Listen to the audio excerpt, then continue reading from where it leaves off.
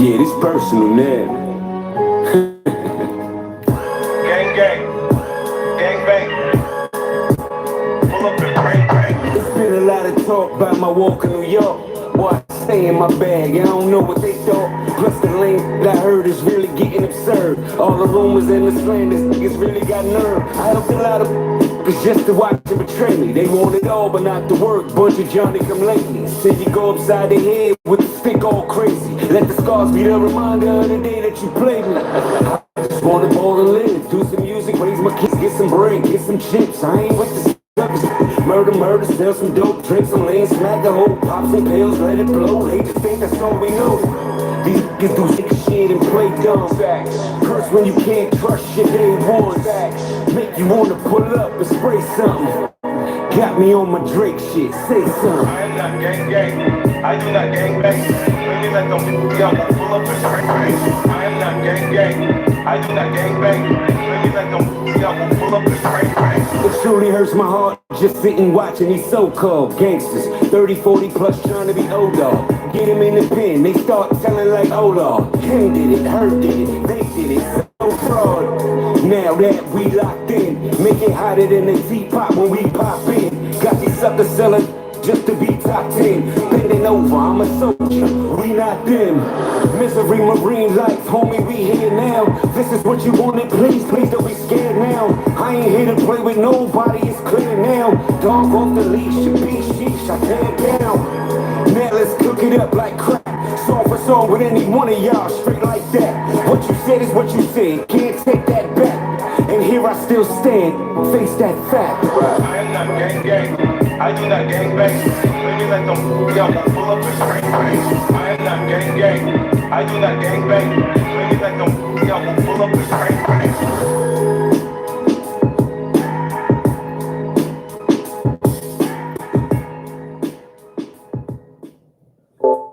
Whoever that is behind the scenes at YouTube that's slowing my numbers down, we had mad comments with only 2 people in the building for like the first minute. Whoever that is behind the scenes at YouTube that's put a bot on my channel, I hope your mother died of cancer.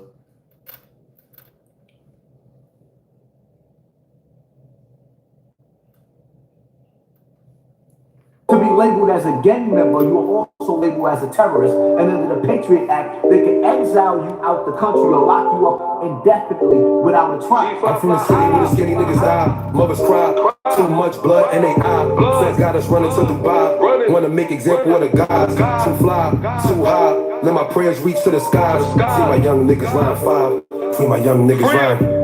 See my young niggas rhyme 6, 1 deep on feet with a blade. Ducking slave masters with a whip. These soldiers don't know who to hit. OGs lost in the source. Black girl lost trying to marry a boss. They get divorced for the cause. Couldn't pay the cost for the floors. That go crazy. Trying to get a payday, so she having a rich nigga baby. Baby girl find out shit shady. Retired shooter like Tracy McGrady. Never paid me, so I couldn't spread love to my young niggas from the hood. But just maybe that was the plan. A white boy by my right hand man. Racism wasn't part of the plan. It's all about power. I understand. To be a black man on stolen land. I pray to God keep stretching his hand. With cheesecake, no making a band. Fly too high, seeing niggas crash land. Too much, so I pray in advance. 6 African drums and stands.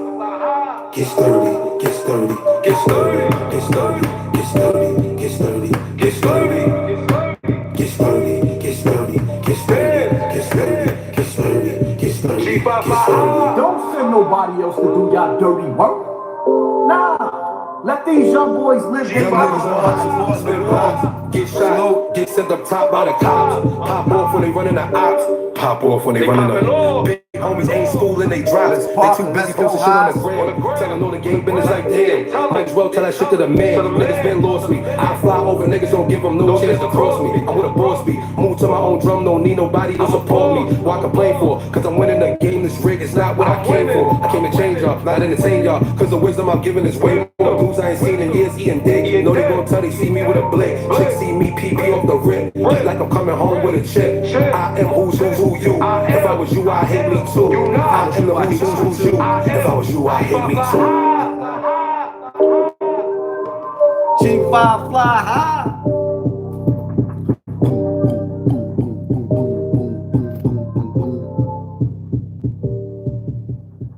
I know we gotta start the channel off with some hip hop. because this is a hip hop platform. And I am the son of hip hop. It is what it is. Y'all already know the rules when you come in my house. Take off them shoes and super violate that like button. Jim Jones. Oh man, I couldn't wait to do this live. I started to do it last night, but I was, you know what I mean? I had to be able to get in the groove. I had to be able to get in the groove.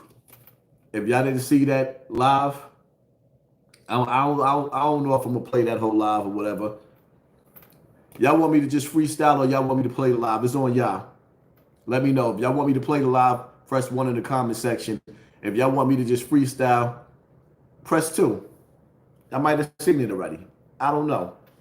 But I'm damn sure gonna respond.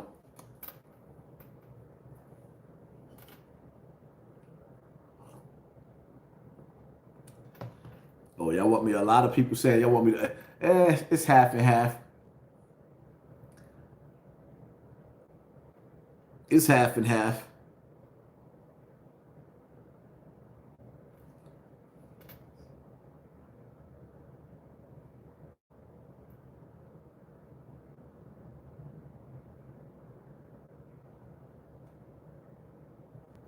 Let me see.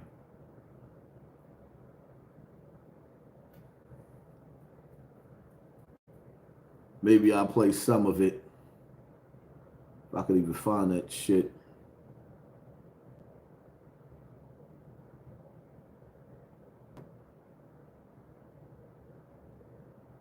Nasty in New York. They call me like, yo, you want to come out and perform the show? Shit, yeah, I got the hottest record, I'm popping out. And I wish nigga would look at me sideways. They gonna do anything funny. I'm with all of that.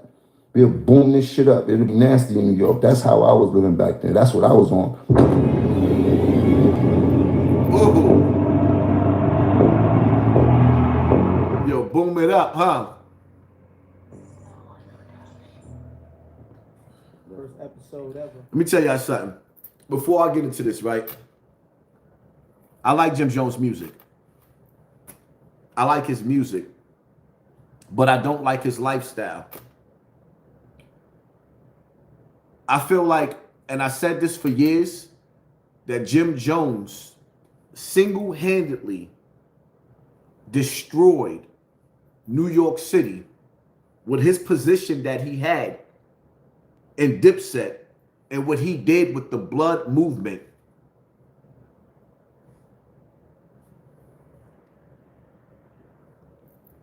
Yeah, get out of here spamming.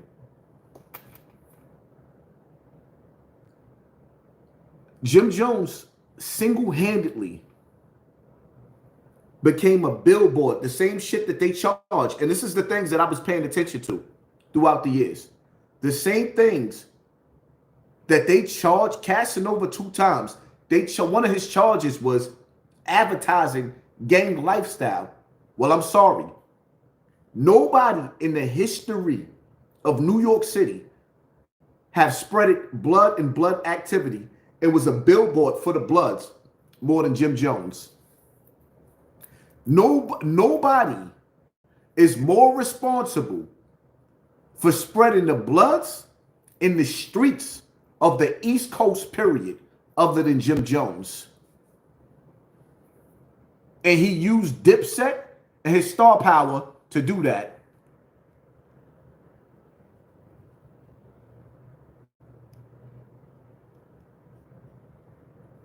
When you sit up there and you say in my comment section and you spamming, Haas is like 50 years old. Yeah, I reached 48 years old in September. So I'm 48 years old, and yeah, I'm definitely looking to have the biggest 50. If I make it to be 50 years old on this earth, I'm definitely throwing a 50-year-old bash. I have to. I have to. And you diabolical. Y'all niggas had that many. So you telling me that you had that many pages set up, that many emails, so you could get ready to spam my comment section? You need a counselor. You need some counseling. You are diabolical. You are dangerous. You were scary. You outside. Uh-oh. I see somebody looking through the window? That's him. You see him looking through the window? That's you. You the one, you make up fake accounts? You got fake accounts to troll? Oh my God, you're dangerous. You're scaring me. Steadily Stanley, steadily. You are the boogeyman. You are hiding in the closet. You're dangerous. and you and you giving me good content right now. You are scary. Yo, I'm before I even get into the topic, I want to see how many emails you had set up to spam my live. Another one? Ooh, block them. Block them so we can see the next one. Let's right. Come on. Let me see how many emails that you got that you actually spamming the inside of my comment section. Yo, you're diabolical and you are determined. You are dangerous. I think I better get me some security. Security? Get out of my comment section. I gotta sip on this tea. You diabolical. You's an evil genius. I mean, you was real creative. You went into your laptop, and you said, I'm gonna get this nigga. I'm gonna put in work in the comment section, and I'm gonna create so many emails that he can't get rid of me.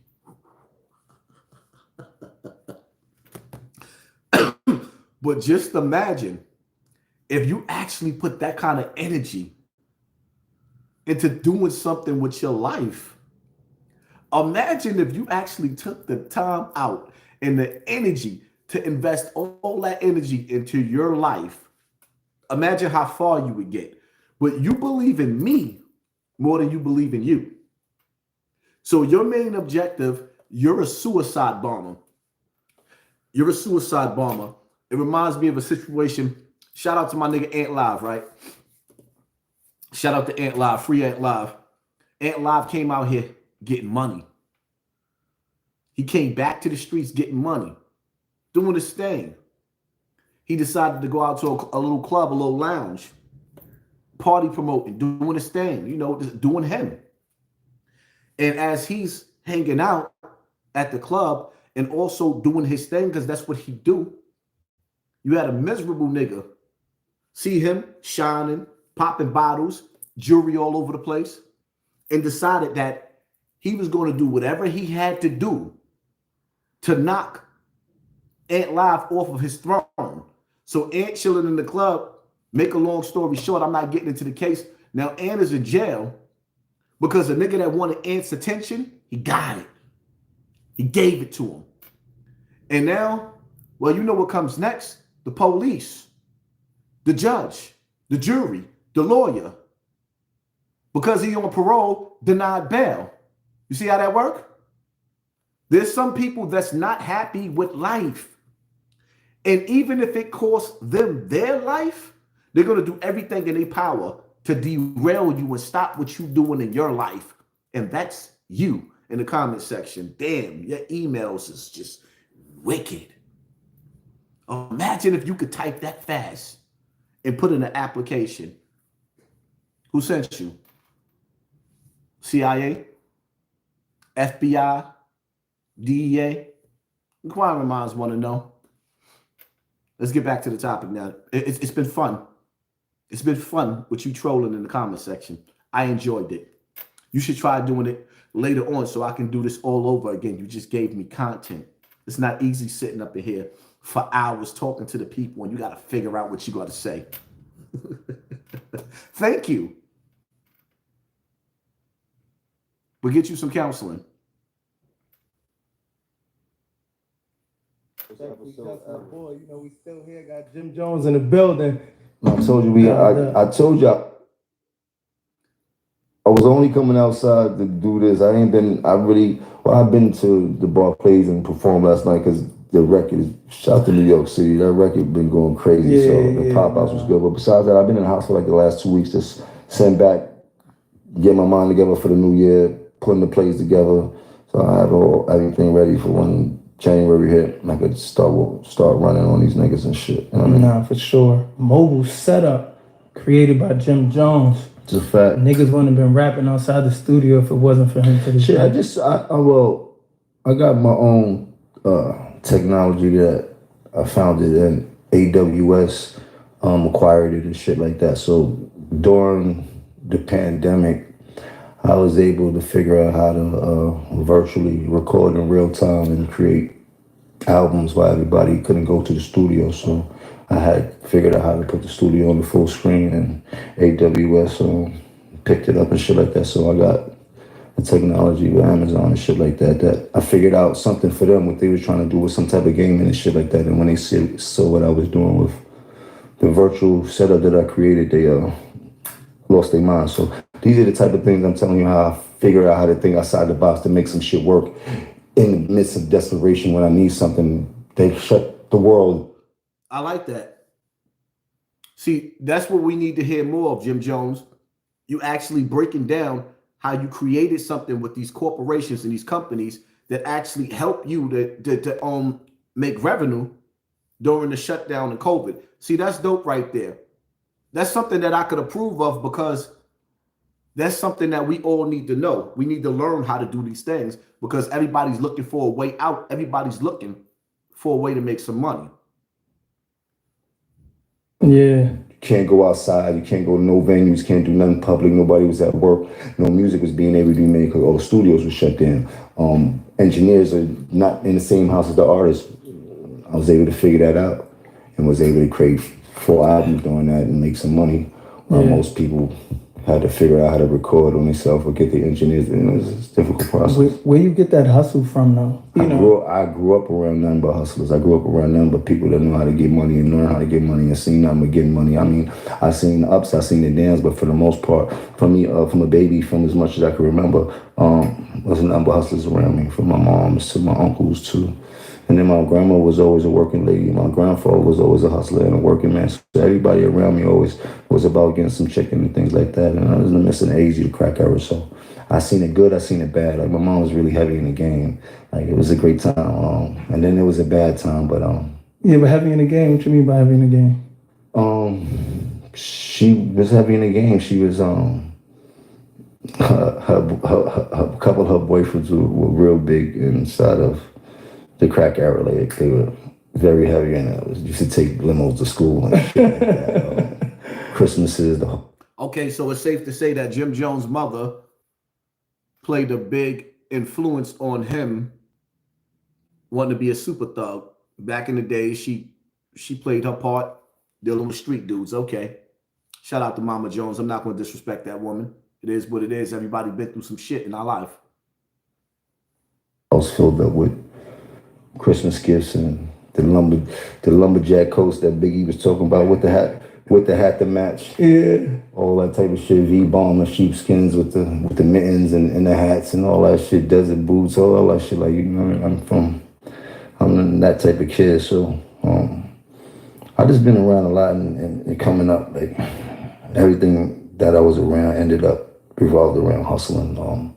I was in the crack era where there was so much crack being sold that there was so many empty crack vials on the floor that me and my friends used to pick up the empty crack vials because there was all different colors, and he might pick up all the red vials today. I might pick up all the yellow vials. He might pick up all the purple vials, and now we emulating what we see on the block. Like, yo, we got purple, we got yellow, yo, we got purple. I grew up on Weeks Avenue. Every fucking apartment on the block of Weeks Avenue sold crack. There was like buildings with every apartment, and that shit sold crack that my friends used to live in. Like, I grew up in the spooky era. You know what I mean? And I was a child growing up in that, but I was a child that was a little bit. Yep. That's how it was when we was growing up. See, the thing about it is, though, in our generation, it was frowned upon to be a junkie. Now you got rappers and they raps bragging about being junkies. So now the younger kids that heard these raps and their parents rapping to these lyrics, now these younger children think it's cool to be a junkie. We grew up in the era where that was frowned upon. Now in this time, in this generation, our kids is going to be dealing with junkies, and it's going to be cool to be a junkie, like Kodak Black.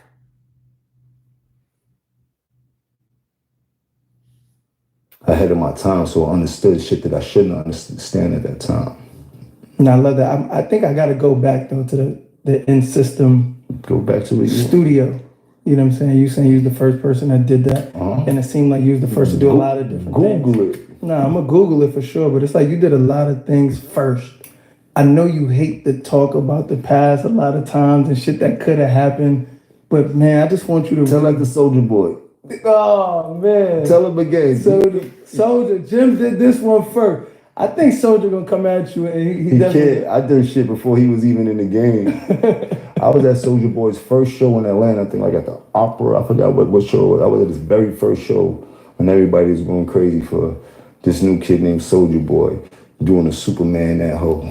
You was doing the dance, or you was too gangster? Nah, I wasn't doing the Superman. Nah, but yeah, man. I just want to hear how that feels though. Like, where you at now? All the shit you started and not getting the checks for. Like, what stands out? Which brand? What? Like. No, I'll tell you a story. The most funny story would be True Religion. I am the first rapper to put on a pair of True Religion. Hey, Jim, you're not gonna keep with this first talk. Wholeheartedly. Man. I mean, like these niggas don't even know what True Religion was. My brother brought them jeans home one day when I got in the house. He threw them on the bed. They from Bloomingdale's. He's like, yo, throw those on, man. Them shit's just $300 jeans. This is one $300 jeans were the equivalent to Mary's $1,200 jeans. Those niggas wasn't buying $300, $400 jeans. He like put those on. I flipped them open. They had the dope stitching, and then it was bell bottoms. And then they had a stitch going across. He like, man, put them shits on, man. Give a fuck about no bell bottom. This shit's $300 jeans. Niggas, rich niggas shit right here. I'm like, man, I don't like the bell bottom point. Like, yo, bro, listen to me. Listen to your brother, nigga. I get fly too. They're gonna be on this. And sure enough, I put them shits on, and then they went from having the shit across. Striped across, and me and Joel used to go to the cleaners and make them and tailor them to the way we fitted. Then True Religion started making the Billy jeans. When they made the Billy jeans, it was over. After that, we went with it, and then from there, we first person to wear pair antique denims. Niggas did not know what they was. I didn't know what they was. I got them shits. Well, Chrissy brought them shits for me in Miami when we was down there shopping downtown. 04, 05, shit like that, you dig? She was like, nah, these shits is fire. These shits look like some old school cowboy type of shits. And them shits fitted mad slim. Like, them was the slimmest jeans that ever fit. She like, nah, them shits look good. And I just met her, so I'm trying to go off of what she like. I'm like, they look good. She like, nah, them shits look good. I'm like, these shits is tight. The fuck? I'm like, even with the chrome hearts, niggas did not know what chrome hearts was. I didn't know what chrome hearts was. You heard? Now, see, it's good sometimes when you play everything and not cut people. What Jim Jones is breaking down, well, I like this because he's breaking down how if you look at some of the old Hassan Campbell videos, I was one of the last of the Mohegans still wearing shirts that was 3X and 4X, way too big, looking stupid. I don't even understand how we was under that spell back in the days, even though back in the days, we used to carry big tools up under our shirts. So we had shirts that was 3X and 4X. It was real big. Leathers, the Pelés was dripping off of us. When you look back at that shit looked nasty. But Jim Jones is breaking down how he was one of the influencers, him and Joel Santana, Dipset, where they started the trend of wearing tight clothes. Where you see everybody running around right now with tight clothes, that came from Jim Jones. I give him credit and props. He's telling the truth.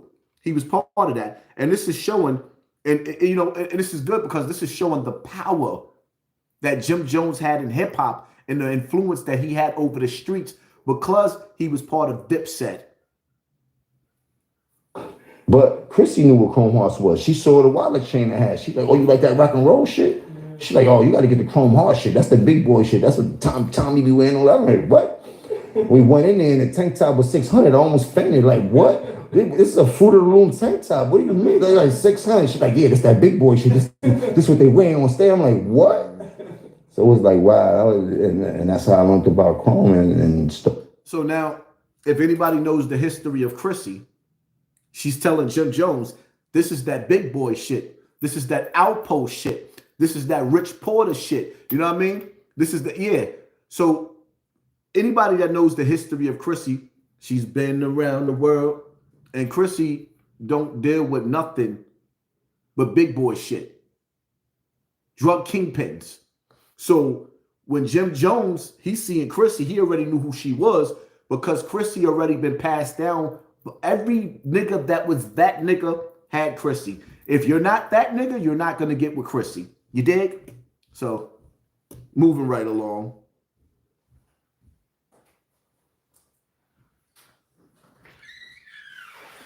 Front door open. Came on to the rock and roll look with my lady who I had met in Miami at the time. And then I started rooming with my man Zoe at the time. And by the time I got down there with the chain gang, my man Zoe was already on Chrome Heart shit too. And he was like the only other person I knew besides Chrissy that was on Chrome Heart. But he's backing out chains that cost $3,000-$4,000. Cuffs that cost $5,000. All this is all silver, all silver shit. This is back in 04, 05, shit like that. I can't believe you were spending that type of money on drip. But you met Chrissy in Miami? She from home, but I met her in Miami. Okay, so she was like your first. She was like a stylist for you in Yemen. She wasn't a stylist. She just was always fly. Like Chrissy was one of the flyest girls in Harlem. One of the girls that, not just me, most of the niggas in Harlem grew up, had a crush on her and shit like that. You dig? So in passing, I would see her here, see her there. No, Jim, stop lying. Most of the niggas in Harlem had her before you had her. All of the big dogs, the big dogs, yeah, they had her. Stop lying, my nigga. But I'm gonna keep this respectful. We know the history. If you name, I'm not even gonna get into the names of the dudes that she used to be with, but it's A1 niggas in the street. Parties, Puffy, all this type of shit. Always see her around, but I never knew her and shit like that. She would see me, say hi, and then one day we in Miami and I'm partying with Zoe, walking there, and I almost fainted. Like, yo, so he didn't know why I was going crazy, but in my mind, I'm like, oh my God. So that was a great moment for me. That was like a big score for me. I was young.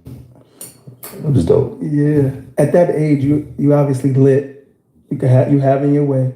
You could have anybody that you wanted. But was it that stood out besides looks that Chrissy had that made you be like, yo, this is the one I want to, you know what I'm saying, spend forever with? She didn't tolerate nothing none of the other bitches would tolerate. Like it was, I remember we in the club one day, like you said, I'm lit, I'm having my way. And I'm trying to talk to another girl, but be slick about it. And Chrissy's in the back in the booth and shit like that. And then I had Zoe tapping my shoulder like, boy, she just left the club. You better go get her. I'm like, yo, why you left the club? I'm like, yo, get my credit out. Went out to fucking chasing her out the club. Like, yo.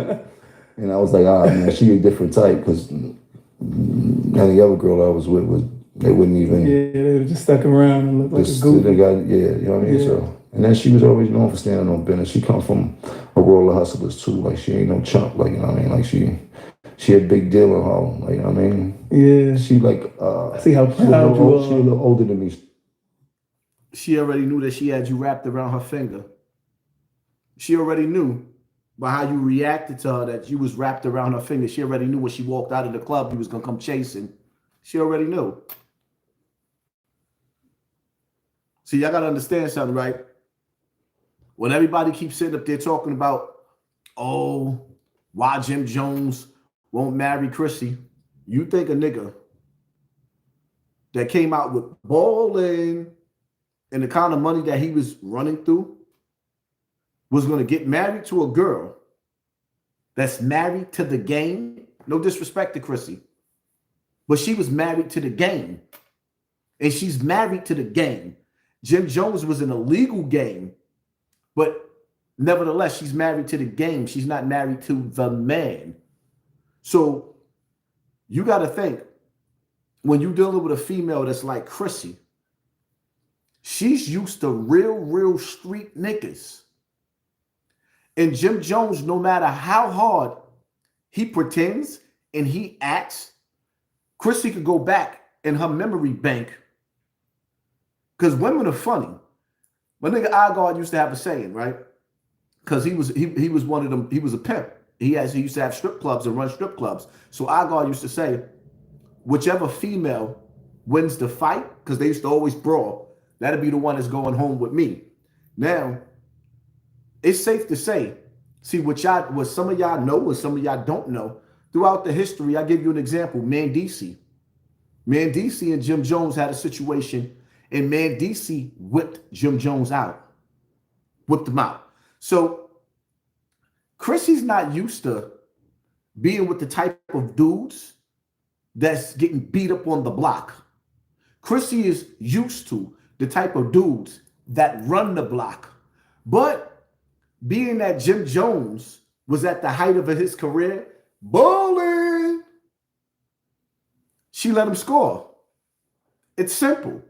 So when y'all sitting up there trying to rush this nigga to marry a woman that he knows she don't have to pretend to be with him anymore, all she got to do is wait for him to cheat, then go to the courts and get half his money, would you marry her? Shall we begin?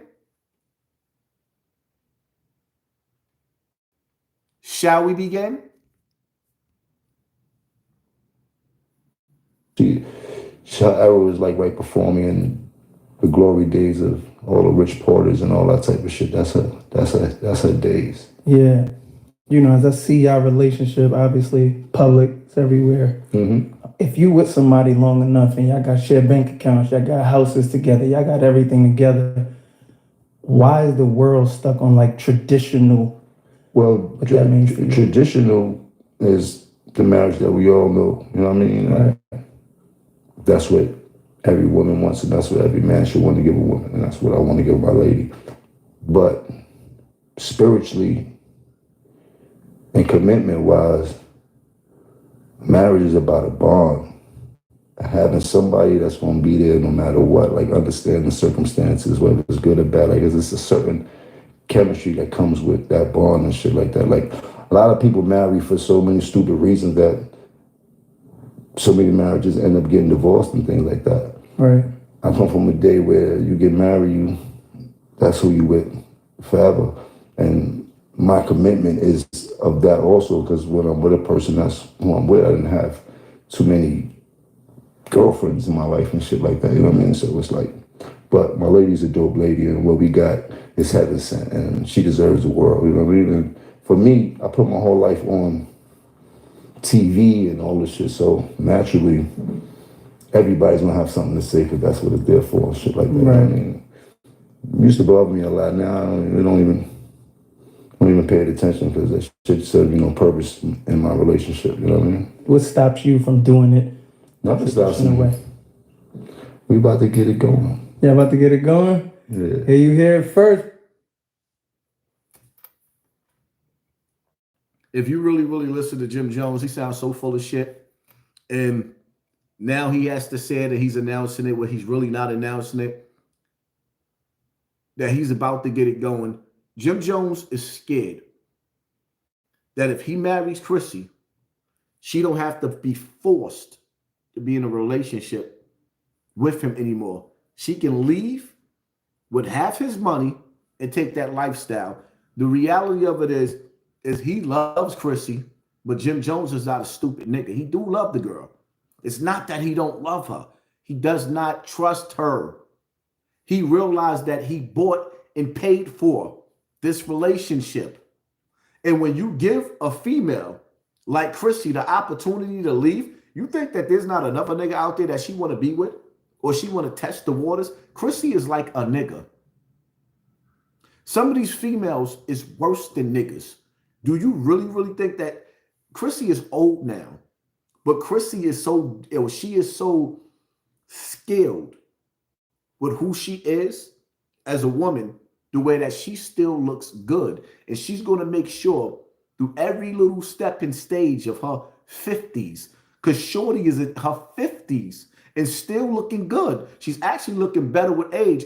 She is so skilled. She's going to make sure she preserve herself for that next man. When you see all other females, they get comfortable, get flab all over the place, looking flabby all over the place. Chrissy's not doing that because she's going to make sure for her next dance with her next millionaire, because you're not going to be a dude that's not like anybody that does not have bread, you're not going to get a chance with her. So that's why Jim Jones didn't marry Chrissy. So all you cats that can't read them between the lines. Y'all can't read them between the lines. I'm breaking it down for you. That's why sometimes when you're dealing with these interviews, you got to break it down, reading between the lines, because everybody can't comprehend. Respectfully, Justin LeBoy show, Jim I can't tell you this, that time don't lie, man. You know what I mean? Like, you dig, and sooner or later we all gotta do what we need to do and shit like that. 2025 gonna be a great year. Yeah, 2025 won't be a busting year. I need that invite because you just announced it here. It's about to happen. I'm pulling up. Definitely Shit about to go up. Putting my dancing shoes on. Definitely bring some dancing shoes. As I studied, you know, like I did my homework, you know, I didn't want to show up ever to no interview with somebody that I look up to and be empty about it. And I just feel like loyalty is the one word that describes you. Yeah. What would you, I want you to define loyalty though. I mean, loyalty and stupidity run neck and neck. Remember I told you that. When you become loyal to a flaw, it starts to become a problem. You know, and at that point, it's a stupid thing to do. You know what I mean? It serves you no purpose in the journey you set out to or whatever you was loyal to and shit like that. You know what I mean? There's like so many different variables. But for the cause, shit, I was in it wholeheartedly until and I'm still in it wholeheartedly. I'm still holding the flag up. It never stopped for me and things like that. You know what I mean?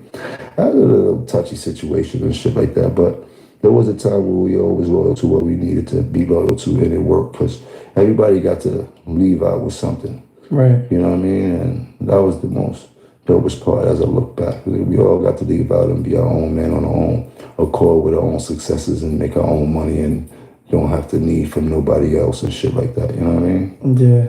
The interview you did with Flex a couple years ago. All right. You know, I'm like super surgical with anything that I look at. And you said things took a turn when Dame named Cam vice president of Rockefeller without consulting with his partners. Yeah. Let me stop right there for a second. Right. You start off the conversation with loyalty, but then you set him up on your platform with your line of questions to be disloyal to the fifth power. Pay attention, because Shorty know what he doing. For that whole little rock, remember, I'm not part of Rockefeller. I was a diplomat wholeheartedly. I wasn't signed to them with nothing. I signed to Koch independently, my own shit. I was just me. Right. I was my own entity, even though I was a quote unquote so-called diplomat CEO, but I didn't have any paperwork. And at that point, it just, you know, you would think certain people would take care of you better as a partner than the way you got treated. Yeah. How much does that shit hurt you still to this day? I don't care about it. If I was down, maybe I might be swinging in the air like when Ricky died and shit like that. You heard?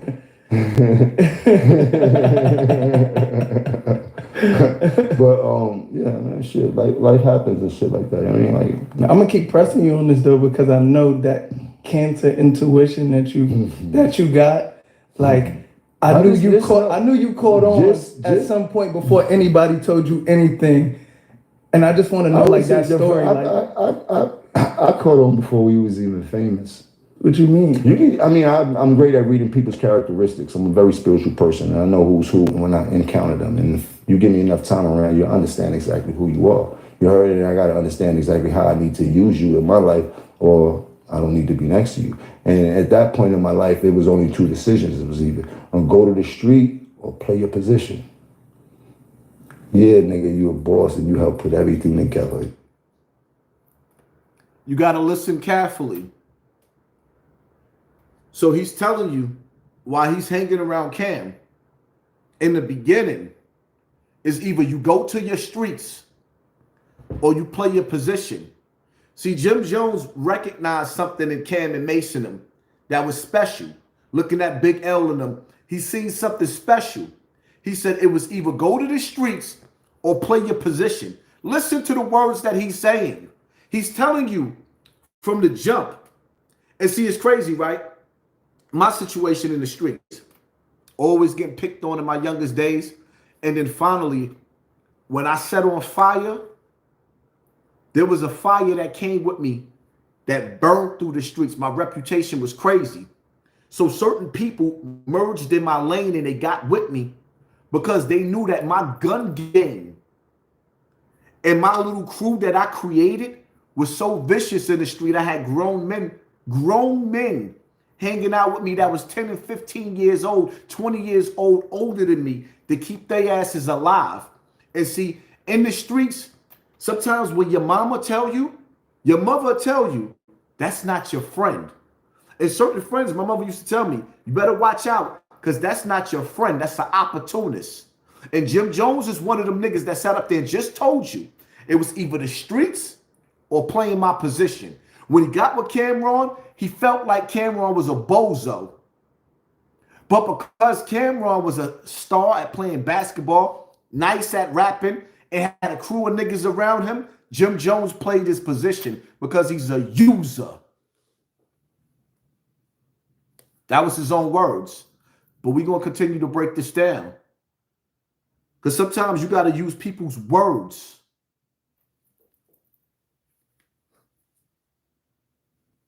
This shit started in my grandmother's house. Mace, Cam, Bloodshed, all that shit started out my grandmother's house. Everybody got signed living with me in my grandmother's house, with me, not with them. They was all living with me. This way the whole Nucleus and everything started from right then and there, and shit like that. And moving forward and shit like that, I had a decision to make over. He wanted to make it clear that everybody was with him. He wasn't with them. So it's safe to say that your house was the house where all the dropouts, where all the dudes that was cutting school and doing everything that they had no business to do. Your grandmother, it's safe to say that your grandmother was the house that you can go to that had no rules. Your house was the house that real parents didn't want their children to go to because there was nobody in that house to make sure people stayed under a guideline. Huh? Oh, I know how to break this shit down because I've been around the world. I've been around. I'm from the same hood. I don't know why niggas be acting like one hood is worse than the other. I mean, yeah, sometimes the crime rate might be a little bit higher, but all these hoods is the same.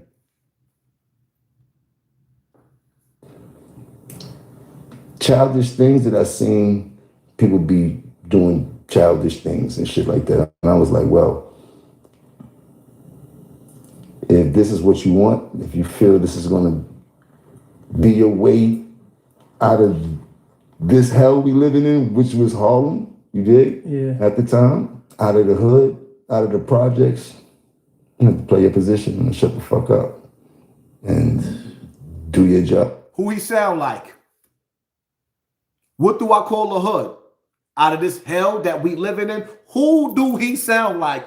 Type it in the comment section. Come on, man. And y'all think that these niggas don't be listening to me when they speak just like me? But he's breaking down. Let me stop being so egotistical, Hassan Campbell. Stop being so egotistical, Hassan. Now, I just be liking to give myself my props. But he's also breaking down to you how he wanted to get out of this hell called the ghetto. But it's crazy that this same nigga that 30 years ago, he wanted to get out of this hell called the ghetto. But for some reason, every time, Jim Jones, every time you get on social media, see, this is the shit that I be talking about. You breaking out how you wanted to escape, but why you keep leading our children back to the hood? You leading them back, lobby boys, coming to the hood with millions of dollars worth of jewelry on, knowing that the main objective is to get out of the hood. Come on, my nigga. Listen to these people. Listen to them talk. That's why when I play people's stuff, I don't like taking clips. I like to play everything that they say because I don't want to manipulate what you say. Like how they do to me. They take a clip and mislead you. No, play everything.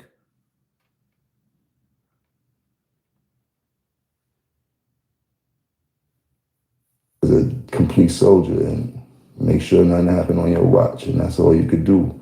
And can't nobody hold nothing against you for that. And that's what I chose to do. And so you seen this shit before it happened, is what you tell, like everything. Mm-hmm. It started with Mace. He didn't do the right thing. That's the one question I wanted to ask you. I'm a little bit too young to understand. Like I just was able to be like I was able to be like a teen. Like I watched Mace shit on Cam and everybody around him. Wow. A bitch, like all the time. You heard? Like I was there the whole time, but I was Cam's man. You heard? Cam and Mace were so-called best friends, grew up together in RP Huddy. Like I was there for everything. That's one thing that people can't never say is that I wasn't there for every single thing. What was your problem with Mace? Like how did that all happen? I was there for everything. I was there for everything. Listen to him. I was there for everything. And I was watching him shit on Cam. What he's telling you is that little things that was happening. How Cam said, one day I seen an interview. And Cam said, niggas thought that I had money when I didn't really have any money. So now, while Cam is looking at Mace like that's my brother, Jim Jones is all in Camron's ear, pissing poison all in his ear, whispering, sort of like your girl's girlfriend. Girl, you know you need to leave him. Girl, you know you need to leave him. This is what Jim Jones is doing in Camron's ears. I mean, look at it. We looking at Camron and we looking at Mace. Look at the chemistry that Camron and Mace is having. Throughout the years of Dipset, we never seen Jim Jones and Cam have this kind of chemistry because it was never real. Well, let me let you finish talking, Jimmy.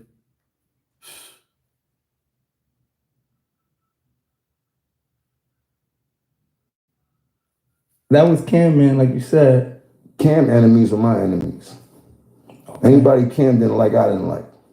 And I already see how he was handling Cam, so I definitely didn't like him. You did? And then I seen how much love Cam had for him and how Cam was jumping out the window for him, which a friend should and shit like that. Like, being overprotective, making sure nothing happened. Like, he was trying his best to make sure that Mace stayed as safe as possible, but Mace had got that money and lost his motherfucking mind as he's supposed to, man. He grew up in a kid that doesn't have what most of us had. He was probably more or less fortunate than most of us. Didn't have the sneakers, didn't have all that shit coming up. So him having the first bit of success out of all of us to really get into a bag, he just went crazy like most people do and shit like that. Shit, I had my times where I went crazy with that bag. It'd just be too much. Yeah. You did, but the people I love, I still love them today. You know what I mean? The people that I consider to be the ones that's going to help me in this journey, I still love them today, and we still have great relationships and shit like that. It ain't got nothing to do with Cam and them and shit like that. We all have our own group of people that help us along with this journey and shit like that. So now that you see Cam and Mace together having their own show, how did that shit make you feel when you seen them come together? I mean, shit, I seen crazier shit happen. I know brothers that shot brothers and shit like that. So for friends to get back after a world of whatever they went through, it's not surprising to me and shit like that. But I see they don't talk about the days of being shit on, you heard? They don't talk about the things that separated them and shit like that. They did talk about it. They did talk about it. You're lying, Jimmy. That's how they ended up getting back together, because Mace did a show and he said, which I thought I had money, I was just driving nice cars. That's like every nigga in the hood. Puffy P. Diddy, Sean Puffy Combs, shitted on every artist that he had. They all broke. They all died broke. So we know that Mace is telling the truth. When he said he didn't have no money, it just looked like he had money. Everybody in the hood looked like they got money, driving a nice whip, but would never show you the inside of their apartment in those projects, in those tenement buildings, because they know it looked nasty. They are stunning. So stop lying, Jim Jones. They did. He came up here, he got on the platform, he said he didn't have no money, and then Cam reached out, and voila, right now, they sitting up here and they really enjoying life together, and something about that shit is pissing you off, is irritating your soul to see them niggas becoming friends, because 9 times out of 10, you was the nigga that was in Cam's ear that stopped them from being friends. You was the one that was never really Cam's friend, my nigga. It was you, Jim Jones, and you could tell by listening to everything that you say and how you moving. You was never really his friend. You was always attracted to niggas like Mel Matrix, the real niggas that get busy in the street. And Cam ain't it.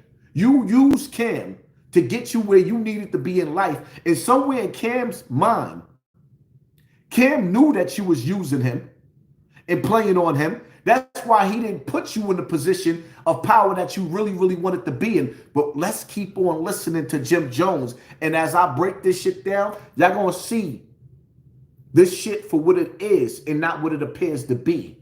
Because sometimes when people jump out the window and start speaking, you gotta listen.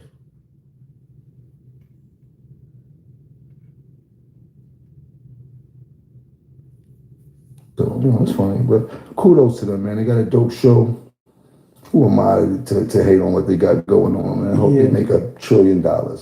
What's the craziest shit you seen Mace do to Cam that was just like, yo, I can't believe these niggas could even get back cool after some shit like that? I won't say nothing crazy, but I say some funny shit that I seen happen. I seen Mace fire his brother, kick him out the limo in the middle of the highway and shit like that. You heard? His old brother. That nigga's vicious. But he coming back off the road from, I think, a tour, bunch of tours and shit like that. Get off the plane. And Mace got the brand new Mercedes drop burgundy, pull up to the airport. Skirt, the car dealer break that shit outside the airport. 2-door drink, brand new stickers on that bitch. That nigga going crazy, right? Joking and shit like that with Cam and shit. That nigga jumped in the shit by himself with shirt off.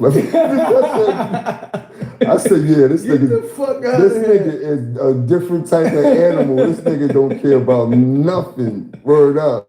So basically, you just asked him a question. You asked him what was the foulest thing he's seen or the most devious thing, and you couldn't answer the question. But you gave us a story of y'all just watching him pick up a car and he skirted off in the car.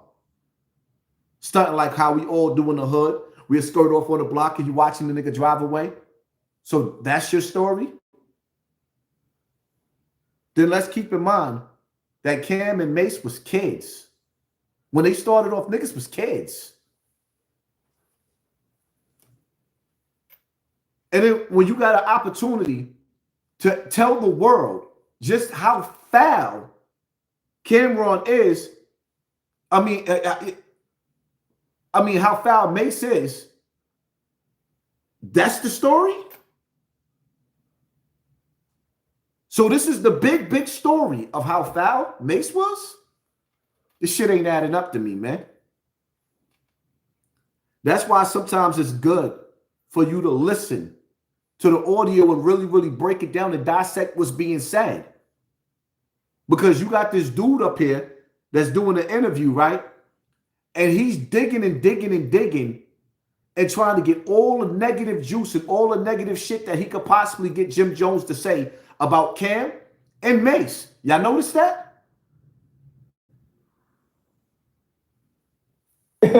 Nah, then he had us in a row with him, because this is Cam started doing the hype man for him, and then when he started doing some talk, I would be hyping Cam, so now I come out with, so now he got us hyping both of them. Nigga had us doing dance moves, like coordinated dance moves on the speaker and shit like that. I never forget this shit, like matching outfits, coordinated dance moves, like what show? Well, Cam bust out that shit like, we ain't doing this shit no more. Fuck all these niggas, man. Fuck everybody, man. Kill one of these niggas. So Cam used to dance too, and Diddy used to dance. So now Cam got you and Mace on speakers dancing while he's performing, and you don't like it because you want to be a super thug. Cam was with the dancing. You wasn't with the dancing. So you use that opportunity to start whispering in Cam's ear, like the little devil that you is, and voila, fuck this shit. We ain't doing this no more. That's you. You was the one, the whisperer that broke up the relationship, the friendship between Cam and Mace. You did that. And the crazy part about it is it seems like ever since Cam and Mace got back together again, not only is them two niggas happy, but the world is happy. And everybody's happy to see Cam and Mace, but you not happy. You not happy, Soulja Boy. You, Soulja Boy, you not happy.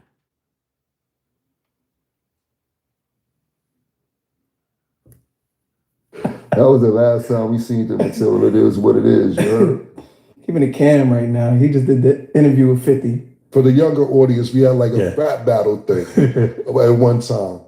And 50, what you did, so we was having interior problems in Dipset. Nobody knew about this. Nobody knew that we was like not on the same page. Right. So when me and you were battling during our music thing, you got members of Dipset to come to your show. Them niggas be on my dick, right? Them niggas ain't got nothing else to think about but Capo. I did a lot for them niggas in their life. You heard? Both of them. Pause though. Get off my dick. Listen Only up. space on there for baby girl, man. Come on, man. He said there's only space on there for baby girl. Now, how many times y'all done heard me tell these other YouTubers to get off my, ain't no room on my, for y'all but my girl? Huh? How many times y'all heard me say that? You gonna tell me these niggas don't be listening to me and stealing my shit? Like, come on, man. But let's be real, right? The way that 50 Cent played Jim Jones, he said, I told a nigga that his music sound better than Cam. And that's all it took for you to jump ship in the middle of a beef. What about your friends? Are they going to stand their ground? Are they going to be around? Or better yet, somebody tagged me the Fat Boy, the Instagram, YouTube nigga Fat Boy, and he in the car playing, they smile in your face all the time. They want to take your place, the backstabbers. And then he goes into a story, and then him telling the story, he's telling the story about how you got fake friends and why they fake friends. And I'm sitting up there looking at this fat nigga like, so you seriously gonna steal shit from HASSAN Campbell's YouTube page and actually run back to your page and steal my whole style, my whole swag, even the song that I made popular all over again that's about 60 years old, and you're not even gonna give me credit for, my nigga? Really? You're not even gonna give me credit for going on your platform stealing my shit? Y'all ain't gotta tell me I'm the illest nigga in Nebraska. We already know that I'm the illest nigga in Nebraska, and they doing their best to hold my numbers back and water us down. Thank God they let us have 4,000 people in the building today. Knowing that I put my life on it, I know we got about 20,000 people watching right now. All y'all need to do is look at the comment section. Write in the comment section how many comments we have right now. Go look in the comment section in this live and see how many comments. What's the top comments we got? Then look at the numbers up there. Stop playing with me.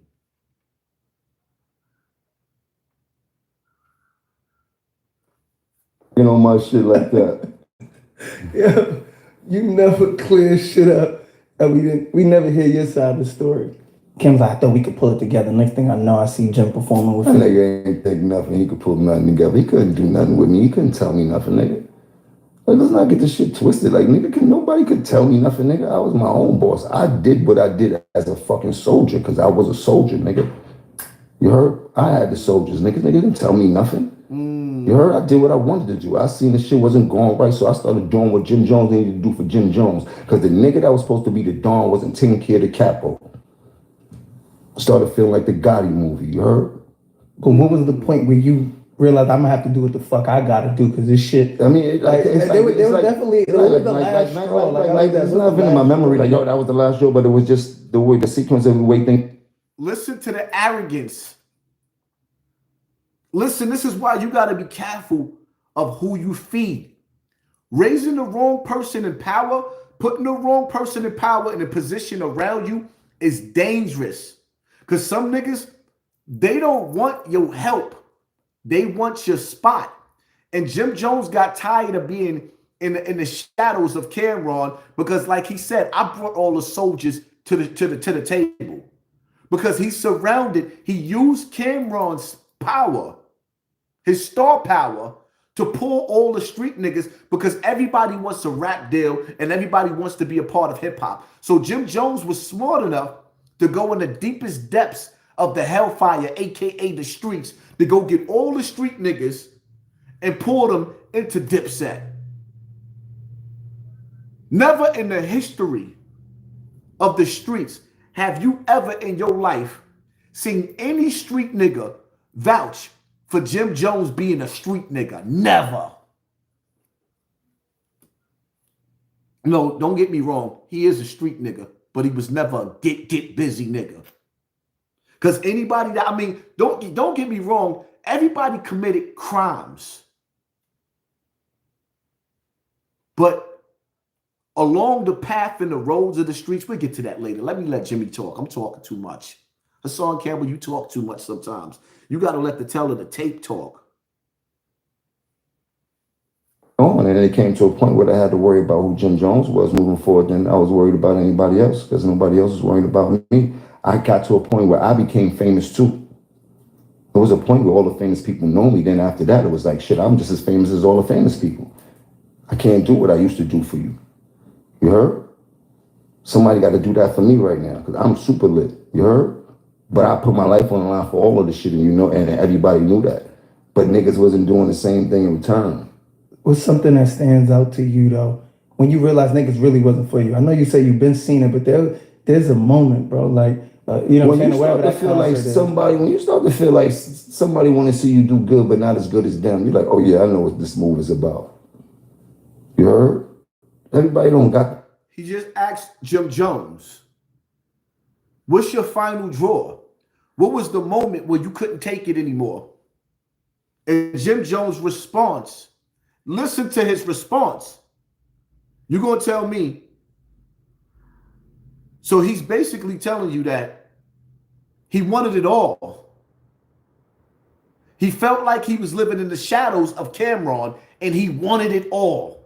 What he had, because out of his own mouth in this interview, he tells you that me and Cam was partners. So if you and Cam was partners, right? What's your squabble? What's your beef? You wasn't under Cam. Y'all was partners at Dipset. So we not understanding. Something is not clear in this picture that you're painting. He was holding you back. If you was a partner at Dipset, how was you not? How was he holding you back?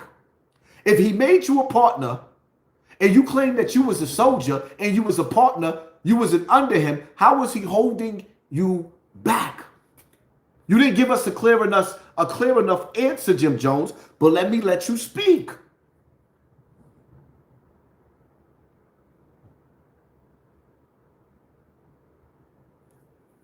Kind of a real leader.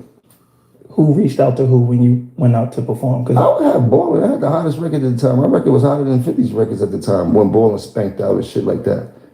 When Cam did this shit with calling the station up over the cop shit and all that shit, I felt that was childish. That wasn't, like, you don't press no real buttons and you're not about to come outside when it's time to really get active, nigga.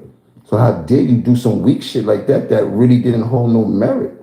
Like, you start going crazy over Koch, over a white man that was been jerking us since we got signed there, and whatever backdoor deals you had with him served you more advantageous than it served me. You understand what I'm trying to say? Like, so when that shit went on, I was like, that was kind of weak. That was corny, because at that time, there was no real beef. It was just the most powerful groups of individuals that's running New York at the same time. So in my mind, I was like, it's more advantageous for us to try to figure out how to start to move.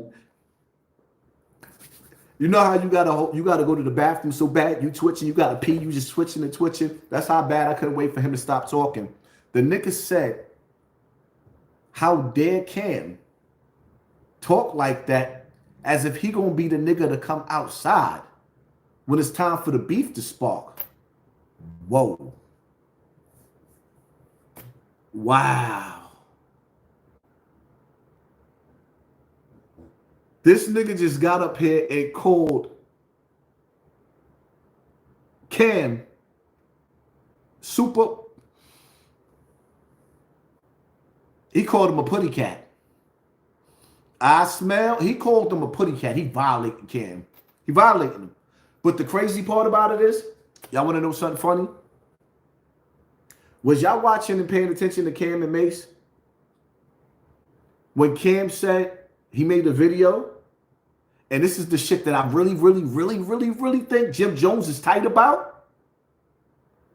The nigga Cam said, the toughest nigga in Dipset is Freaky Zeke.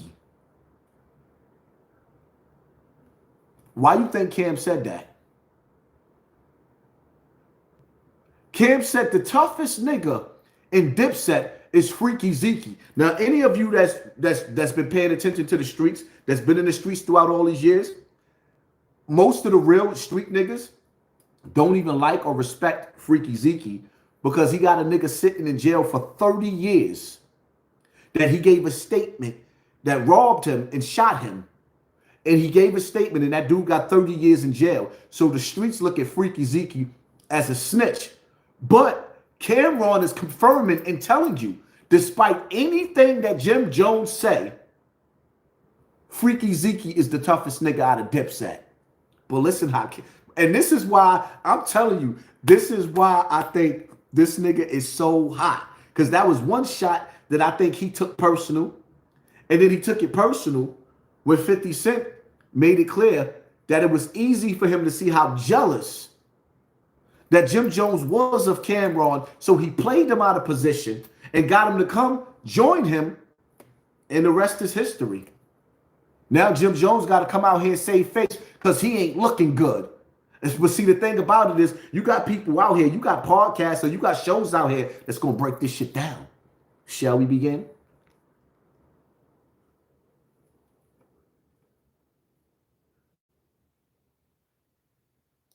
Why do they keep turning off my comment section?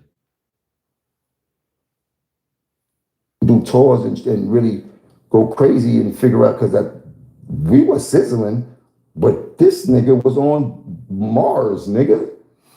These niggas wasn't doing regular shit. These niggas was doing fucking arenas every night.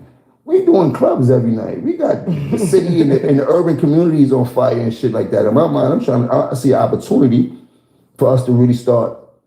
You heard? Like, we had all the power and shit like that. My mind ran different and shit like that. So when he did that, I'm like, damn, I fucked all that up. You heard? And then it was like, now you want to start a beef with these niggas over what though? So you never understood why you started beef with them? Nah, I didn't understand that. I heard what the nigga said, oh, Koch was a graveyard and all that type of shit. I didn't give a fuck about none of that type of shit. You heard? Like, and then really hit me. I was on fire at the time. I don't care about what you say and shit like that. We were an independent label getting stupid though. Like, we did shit that nobody did in the game. So in my mind, I'm like, oh, that shit is whack. I don't like how this shit is going. I gotta start really doing shit that's gonna benefit me, because niggas will seem like they won't want to see nobody else win. Right. And I need to win. Hold up. Heal up, wheel up, bring it back, come, rewind. Heal up, wheel up, bring it back, come, rewind. Now let me, he just said, listen to him when he talking. He just told y'all that we was making stupid dough. We was making stupid dough is what he just said. He said, I was at the height of my career. We was making stupid dough. And it turned around and told you in the same breath, in the same sentence, that I had to look out for myself. He said we was making stupid dough. I was at the height of my career, but I had to look out for myself. Does that make any sense to you? Are y'all listening? He didn't say I was starving. The nigga Cam wasn't feeding me. He said I made stupid dough, but I had to look out for myself. So at the height of a beef that Cam got into over egos with 50 Cent, you switch side on a nigga that gave you the world, that put you in position and had you just said that you was eating. The bag was right. So after Cam made the bag right for you, you went left on him. Because along the years, you was waiting to show that nigga that you never respected him. It's like when you listen to the 48 Laws of Power, it tells you about the king, the young man that became a king. And when he became a king, he got cool with one of the dudes that was working in a horse stable. And the dude that was working in the horse stable, he decided to put the dude at the head of his military, then put him at the head of his finances. So when the king went broke, he goes to the dude, his best friend, that he put in power, and he asked for some of the money back that he gave him. And the dude laughed at him. And after he laughed at him, a couple of nights later, he went in his room and he beheaded him. Sometimes it's good to look at the 48 Laws of Power. He beheaded him because he never was the friend of the king. He didn't want his help. He wanted his position. And some people cannot wait to show you how bad they want your position. Are you not entertained? They coming for your spot. Somebody out there watching right now, you got a Jim Jones in your life and he's coming for your spot. And if you don't pay attention to your circle before they hurt you, because they smile in your face, listen to how he talking. The nigga said I had to look out for myself. So being number 2 wasn't good enough. You had to be number 1. And you was willing to stab your brother in the back. Because back in the days, when my niggas used to drop something, to rock something in the streets, it was nothing to talk about. If it's on, it's on.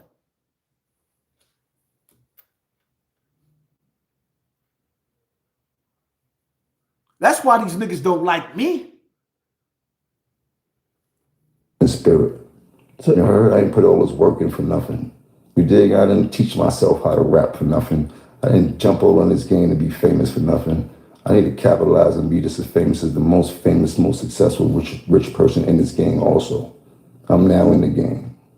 I still gotta know, like, how did that work? You performing, like, they call me like, yo, you want to come out and perform at the show? Shit, yeah, I got the hottest record. I'm popping out. And I wish nigga would look at me sideways, think they're gonna do anything funny. I'm with all of that. We'll boom this shit up. It'll be nasty in New York. That's how I was living back then. That's what I was on. I wasn't on nobody's friendship. I was in there, I go, a pirate. What's up? What's up? That's how I was. You dig? Like, hope everybody be calm. I was nobody's friend.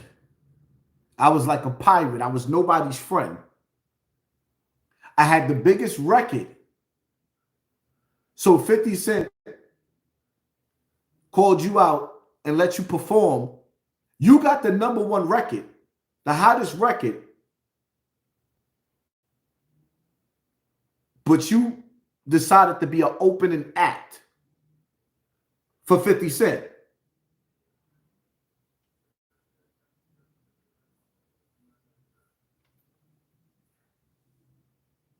You got the hottest record, but you decided to be an opening act for 50 Cent? Does that make any sense to y'all? Nope. You couldn't wait to stab Cam in his back. You's a snake. And you ain't have no reason, because you had the hottest record out in the streets. You had all types of promoters trying to pick you up to let you do shows, all in arenas, all in basketball. Like everywhere your song was playing, when you turned on basketball, bowling, everybody was rocking out the bowling. So you right. You was the hottest thing in the game at that time. You was even hotter than 50 Cent at that moment. Well, not that hot, but about there. And that wasn't good enough. You snaked your man.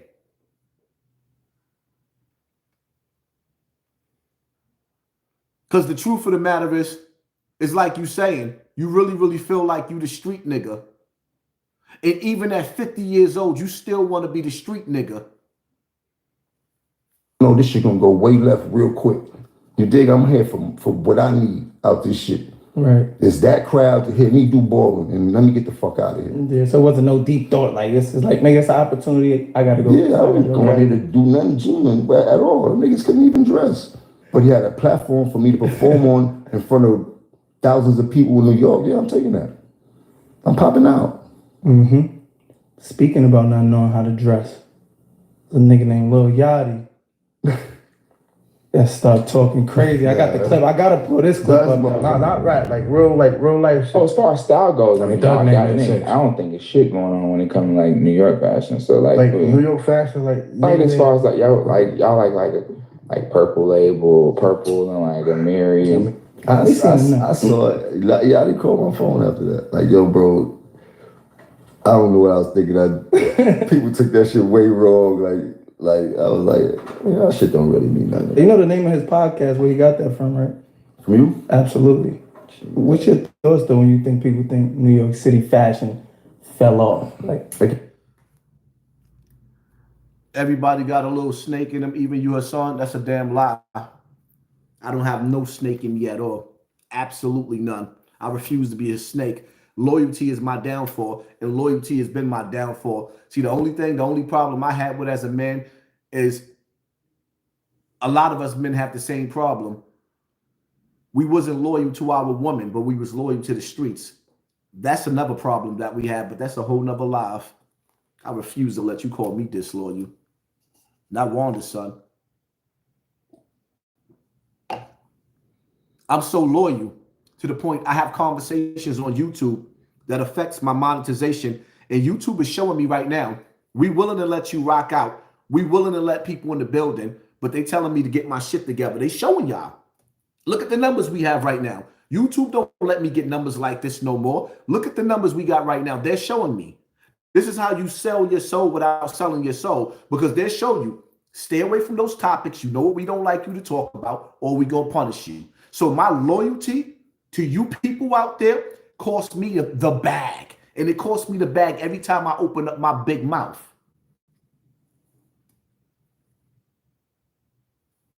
Fall off. We create the aesthetic for what everybody's wearing still to this day. Shit, in the past 20 years, me and Kanye created two aesthetics that can't be taken away. You either dressing like him or you kind of dressing like me. Yeah. You kind of mixing the two together. It ain't no, I mean, and Kanye even started dipping on my side of the field because he started with backpacking and with Tom Ford and all that. And then he started going into ripped up hoodies and dark clothes and all that type of shit. That's all representation of this rock star lifestyle, baby. Like you did, like this, that's that grunge look, like, and that's what I specialize in. That's what I brought to the table. I always liked the way that white boys dressed when I was coming up. Pause, ayo, like Eddie Bauer, all that type of shit. You still Eddie Bauer, like it just was a different before coming up and shit like that. I never really got what everybody else got. Sometimes I didn't have the money for it, so I figured out the way to do some shit that make niggas go, oh, he killed that, or sometimes I just didn't want to look like, most of the times I didn't want to look like people. So I understood the playing field and I watched what go on and then I put my own mix to it where you will understand, oh, he caught that. He went wild with that. I never seen you go too far though. Nah, niggas started painting their nails. This is hip hop. Niggas started painting their nails in hip hop. This is where the disconnect for me and what been going on. Even like with Weezy. Weezy went way farther than what he took from us. Like he started out with this rock and roll lifestyle, you know, skull and bone thing you did, but that was never a rock and roll thing. I just admired how the rock stars look, but I never was wearing everything they wore. I was taking bits and pieces and kept the Air Force Ones on, kept the Jordans on, kept the Constructors on, good belt game. The chain gangs started being fly. Like it just, they had a lot of, but I always kept it hip hop. You heard? Y'all make sure y'all hit that like button so we can get the people, because they, as soon as I start exposing how they be taking my numbers down because you be selling your soul, they start pulling people out. So make sure y'all hit that like button, man. It just was a different hip hop bop. You didn't see like, oh, this nigga looking weird, like Chili Peppers. Oh, this nigga look, you did like you never thought that. When niggas see me on 106 in Park, you like, oh, this nigga got a mean bop. That shit he be having on his code. But it was shit that you could acquire. Like, oh, he got the Air Force Ones on. What kind of jeans is those? Oh, he had a snakeskin leather jacket. Both like you did. Like, it was everything that we represented uptown, but on steroids. So now I got on the $6,000 jacket on 106 in Park with the $400 jeans, but I still got the Air Force Ones on. Then we got the beep. Like, you dig it? Everything was still a hip hop bop. But now I'm seeing, like, it's too much. Like, when niggas is wearing funny Rick Owens shit and shit like that, and all this wild shit, is like, yo, that's not really hip hop. That's rock and roll. Like, that's golf. That's not what we represent. That's not dope boy couture. That's not dope boy fly. Like, you dig? Like, I wear Ricky too, but I ain't wearing Ricky kicks. I'm not doing it. That's not not a thing for me. You dig? No disrespect to none of y'all. I feel they look like Ronald McDonald shoes. My feet no disrespect. I see. But that's the way. But then again, these kids are taking fashion out of hand because nobody got no creativity. Like, if niggas got on Ricky, they got Ricky everything on, looking wild. Like, that's not. Or they got images of Jim Jones in a purple blouse.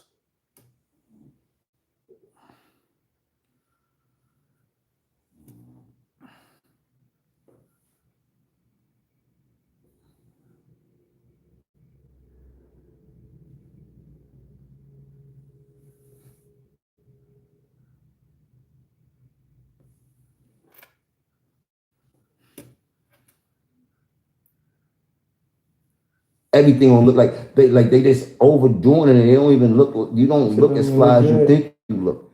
You heard? Like, fashion is all about who you are. Like, it's not everybody be fitting in. The object is to stand out.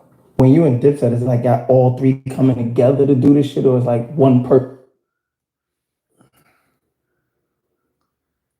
CMB Bricks, Haas keep it 1,000, while the others are on 0%. Big up to you, King. Keep them pissed. Keep them pressed. Peace. Now, Jim Jones, is it safe to say? Because you using my shit again. I came here to stand out. I didn't come here to fit in. It's clear as day that you was trying to fit in with somebody when you put this shit together. This right here, we knew exactly what you was doing. We knew exactly what you was doing. We know exactly who you was hanging out with. It might not have been Diddy, but we damn sure know you was hanging out with the LGBTQ community when you put this shit on. This ain't Harlem. This ain't Dipset, but it is LGBTQ. And we can see exactly when you sitting up there, you talk about you a trendsetter. You definitely tried to set a trend for little boys in Black America, but I didn't let you get away with that. I ripped into your ass all over this internet when you put that purple blouse on and you tried to rip the runway with it. Yeah, remember that? Listen, man, I made history pointing out the poison in hip hop on social media. That's how I got so big in the first place. And so many niggas sat back and watched me in their living room. Now they doing the same thing. I inspired a goddamn movement on social media.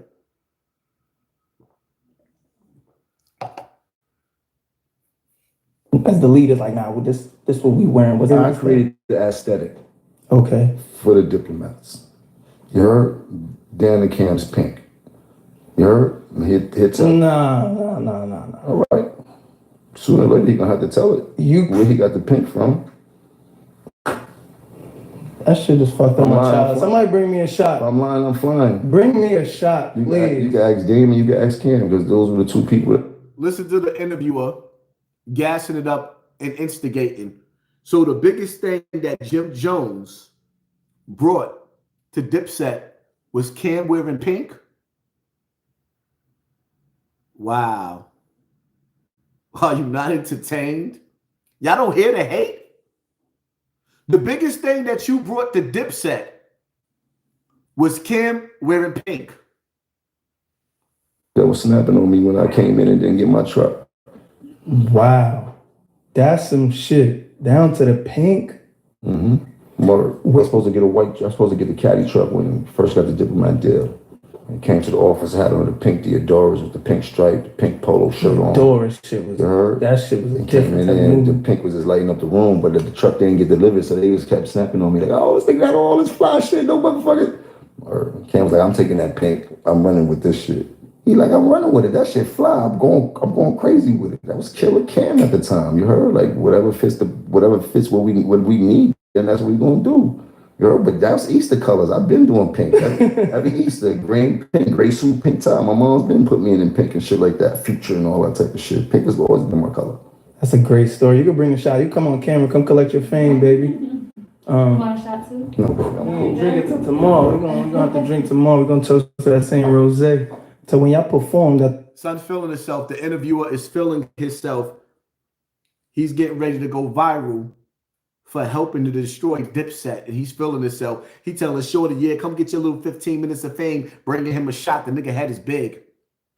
While he's sitting up there enjoying, trying to destroy hip-hop. Follow with Drake. Is this something still where y'all gonna like come together and get some money when the situation? I always get on stage with anybody. I don't give a fuck about that. I'm tough. Yeah, about none of that shit, bro. If it's for the bag, I'm gonna go. You gotta ask them other niggas if they gonna go. If it's for the bag, it means you else gonna pop up. Z2. How did that feel when Drake brung y'all out? Like, that what was your super thoughts dope. on that? That was super dope. That was dope for all of us. That was dope for the set. That was dope for the city. That was dope for Harlem. That was big, man. I mean, whatever's going on, Drake's still the biggest artist that we known to this day, period. I mean, beats everybody we could think about down to Michael Jackson, statistically and shit like that, so.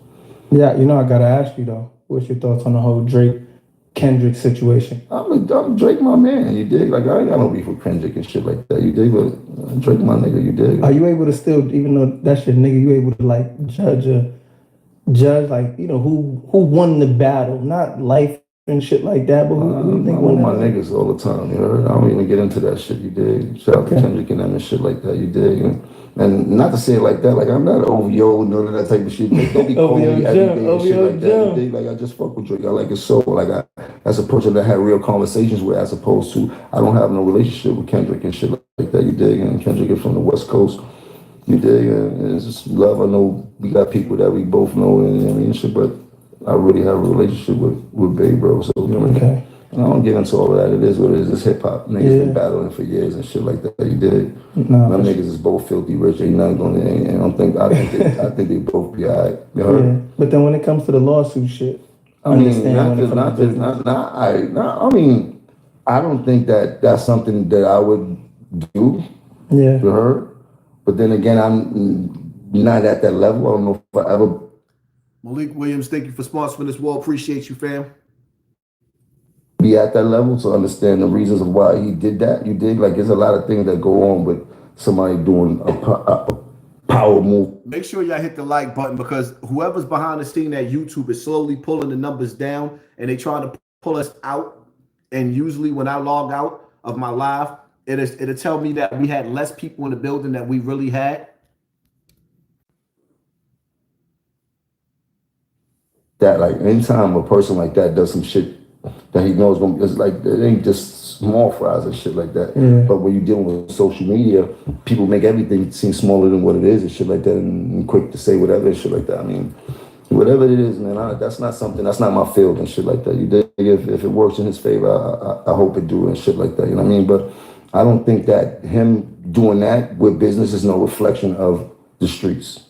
And he doesn't feel to me like he is a street person like that. But I think that's two different things. That's straight business and shit like that. He's dealing with Spotify, some shit like that. Yeah, Spotify, UMG, some whole other. Like I didn't hear him say he was suing Kendrick Lamar. Yeah. You know what I mean? I didn't hear him say he was suing somebody person. Everybody write 5,000 in the building. You see how we got 5,000 in the building after refreshing because they not sending my notifications out. Now watch them pull the numbers back down. And shit like that, nigga. I seen people sue AT&T and Pepsi and get a bag for it. You heard like people win lawsuits all the time against companies and nobody hold that against them. Niggas like, oh, they got that lawsuit money. That nigga already bought it. I never heard a nigga be like, oh, this nigga, oh, he's suing nigga. Oh, you suing niggas now for that money? I never heard that. So when we think about it, it's like, yo, Is it any different than him suing Walmart? Yeah. You know what I mean? And not to put, I really don't care either or and shit like that, but thinking about what it is, like, come on, man. Niggas sue for people for dollars all the time. I ain't gonna lie though. I want Drake and Kendrick to get back cool. Hopefully that's in the works. I mean, I think it could happen. I ain't see nobody die or fall out any. So he want Drake and Kendrick to get back cool while he's sitting on his platform destroying Dipset. You sitting on your platform talking about you want Drake and Kendrick to get cool while you got Jim Jones on your platform destroying, putting the biggest black eye. This is the biggest black eye in the history of Dipset happening right now on this coward nigga platform. Like that, they two power brokers in the game. I think it'd be more advantageous down the line for them getting back together and doing something for hip hop that'll probably be one of the biggest anything. Even if it's a handshake, it'd be the biggest handshake that we've seen in the past 20 years. You know what I mean? Like, what's the chances of you, Cam and Mace getting back? I don't think it's really gonna happen. We two different type of people and shit like that. We always have. Always have. Competitive nature always been first before friendship. And I'm like, Cam, man, it's not. The nigga said competitive nature has always been before friendship. Competitive nature has always been before friendship. But Cam's friendship with you is what got you to the top of your career right now, while you got all these gangster niggas, all these rappers running around you, while you pigeon feeding these niggas, and you keep them on stage because you keep these niggas around you to stop them from extorting your ass. See, that's the real truth. You keep all these dudes around you to keep you from getting extorted.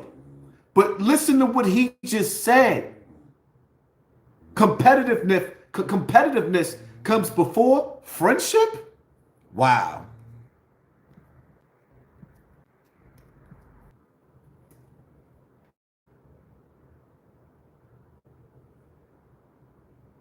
That's why I said I gotta play this so y'all can hear this and break it down, because it's too much shit where he's really showing who he really is. Competitiveness come before friendship? I took the position of my position. Cam is my partner. I'm not his artist. I was the CEO of Diplomats. I made Diplomats with him. I was with him for every bit of his journey. I held him down. I took that position of holding him down. I'm not his soldier. You heard? I took the position. We got 5,000 people back in the building. Watch them pull the numbers back down. I'm not going to keep refreshing it so the numbers could come back up. I just wanted y'all to see that. I took my position. I took my position. Listen to how he's talking. This nigga Cam had an evil nigga next to him his whole career. Partner.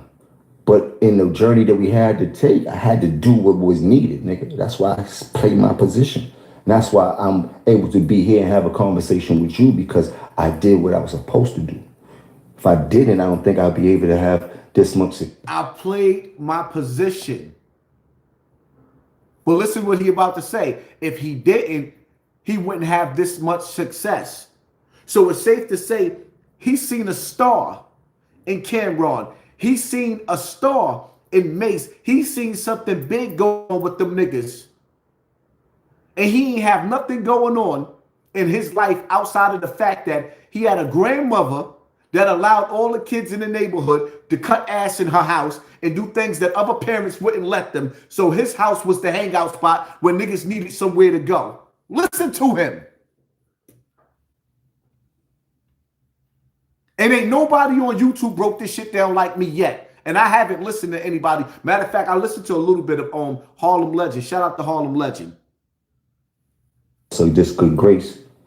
We just on two separate sides of the fence. You heard? Like, they do what they do, and I do what I do. I'm very different from them, my brother. You heard? Like, very different. For real. You did? Yeah. Like, way different than them and shit like that. I ain't here to put nobody business out there. How you different from them? What makes you so different? You got beat up by True Life. just like Cam got beat up by True Life. You got robbed by True Life, just like Cam got robbed by True Life. You got beat up in the Ruckus Park in your neighborhood. Beat up by not by people inside your neighborhood. You got beat up in your hood from Brooklyn niggas, bad boy. Niggas beat you up and they beat Cam up. What makes you so different, Jim Jones? Who are you fooling? Who are you fooling? You got ran out of Harlem by Gangsta Lou. You talking about Mace getting ran out of Harlem? You got ran out of Harlem by Gangsta Lou. What are we talking about? All of the dudes that's around you are official. You the bird nigga that want to be the illest nigga in Nebraska, but you're not. You ain't known for catching bodies, my nigga. Stop it. You ain't never been locked up for 125.25, my nigga. And it don't count when you clap a nigga in the hood that ain't nobody. It don't count because you got niggas in the hood that you owe bullets to. You owe True Life a bullet. You owe a few bullets to True Life, JoJo Capone, all them dudes. And even amongst the ill niggas that you got around you, even amongst your Bird Gang crew, with Melly and them, the toughest niggas that you ran, them niggas had an answer for True Life. He didn't have no respect for none of the non-Trey niggas that you had running. They still bagged you. Keep it all the way 100.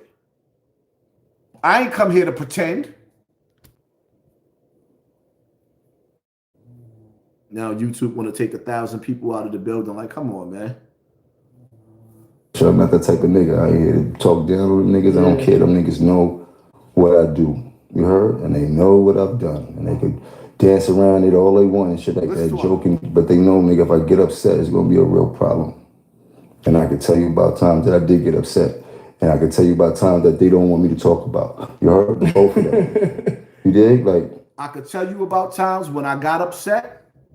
And I could tell you about times they don't want you to talk about. So you're going to tell us about the times where you got upset and you had them gang niggas around you when you flipped out on Cam? Tell us the stories. Yeah, we want to hear the stories about how you violated Cam. Tell us the stories about how you treated Cam after he got you all the way to success. Tell us those stories, Jimmy. We want to hear your stories of betrayal, Jimmy. Tell us them stories. Y'all not listening to him?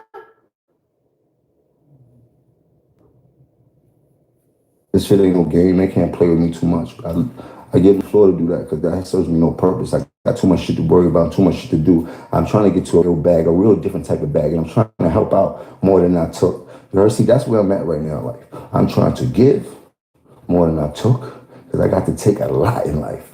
You heard? And where I'm going, me giving is going to help me get. You just popped out at the Barclays with the. Or you take care of all those niggas that's doing bids for you, Jim Jones?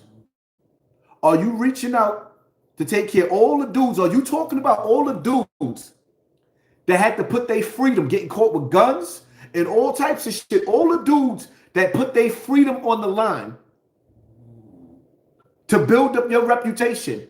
You know, are you shouting out the dudes that made it safe for you to walk outside with your jewelry on, free Ant Live? I don't see you shouting out Ant Live, and there's a lot of other dudes too.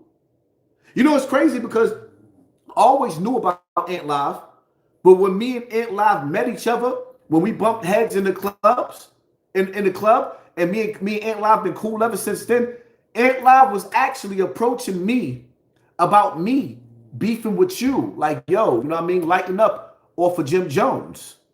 And I told him, absolutely not. Matter of fact, after we got cool, I said, you know what? I'm going to fall back off of Jim Jones just for you, Ant Live.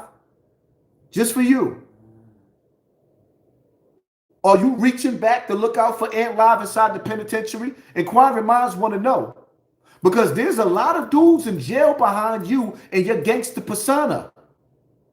So now you got smart because you know Melly is in jail. And see, one thing about Jim Jones, he's a smart dude. He know that the real street niggas do not respect him, that they will go dead deep directly in his pockets. You know that niggas will go dead deep in your pockets. So what you did was, now you start running around with them Bronx niggas. You go get Dice Peso.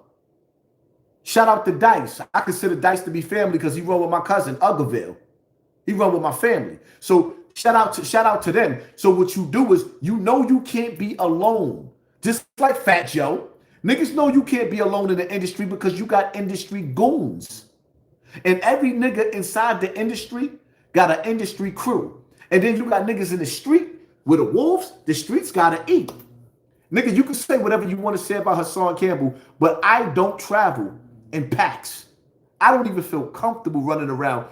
Going to the store, when I go to the store, I gotta have 2 or 3 or 5 niggas with me everywhere I go. I can't live like that. But listen to him, man. Listen to him. Niggas, that energy, fun. That Harlem record, that shit fun. Shaking the streets in a different way. I still can't believe you're the only artist I've ever seen get better as you got older. Yeah. How the fuck do you get better with age as a artist? You know, because most artists stop caring. You know what I'm saying? They kind of live off the legacy shit. And you got it was more urgent for me. The lifestyle I live, I want to continue. And let me give you your props, Jim Jones. Some of your music is fire. You all getting better with age. Your music is hot. I don't know if you writing it or not, but some of Jim Jones' music is fire. I gotta give a nigga props where it's due at. I'll give you constructive criticism. It doesn't mean that I hate you. And this is what I hate about silly people. Because silly people think that because you break down celebrity gossip and you give constructive criticism behind some of the shit that you see these niggas do, they feel like as if you hate them. I don't hate him. I don't like some of the shit that he's doing with the young kids watching that's following in a destructive path that he laid out.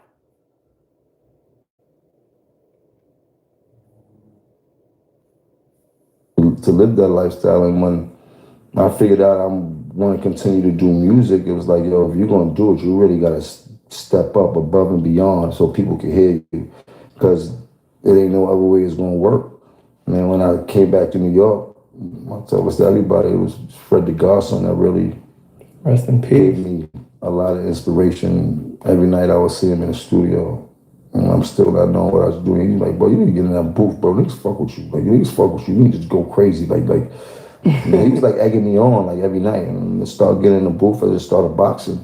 And then he was like, yeah, you getting it, champ. You getting it, champ. Yeah. Who do you think is the next biggest thing out of New York City? I would say King Streets, hands down. I would like, you dig? Like, I'll put the house up on him. I'll put all the jewelry I got on. For Rockaway, King Streets, what's up? Yeah. And all these artists that be self-indicting themselves and calling niggas rats. This shit is bad. Niggas is putting themselves in jail. Yeah, it's different. I mean, the whole culture of doing crime is different now as I watch the youngsters coming up. The idea was to get away with the crimes. It seems like these youngsters are doing crimes and put it on Instagram for the world to see. I think that's a cool thing to do. I'm glad that we didn't have IG and none of that back in the days. I don't know if maybe we were trying to do the same silly shit.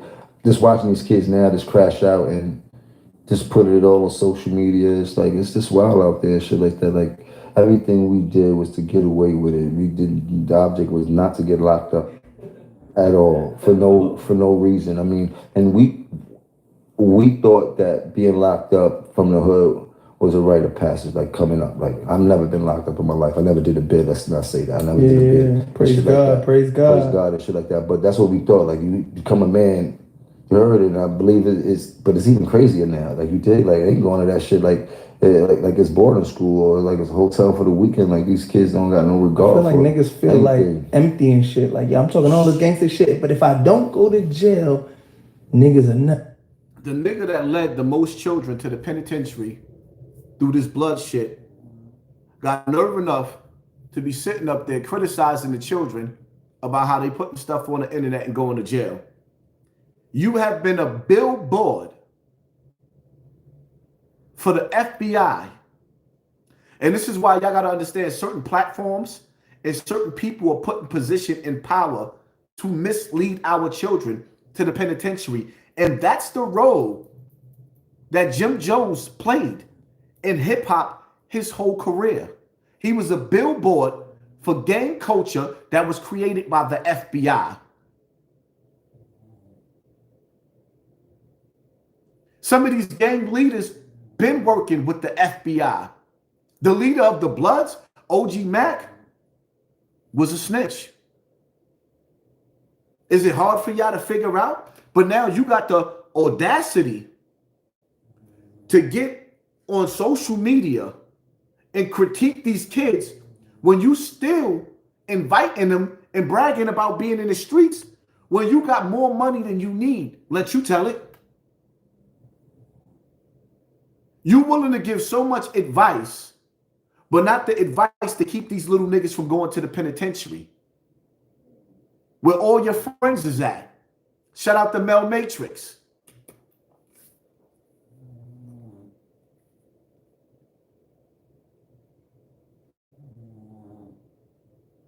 Leadership is almost like an accomplishment like, now. Yeah, it's wild out there, man. I mean, I don't know what would be my position coming up in this era and shit like that, as far as me making my way and figuring it out and shit like that. The shit is crazy. Do you think being in a relationship saved you from a lot of trouble?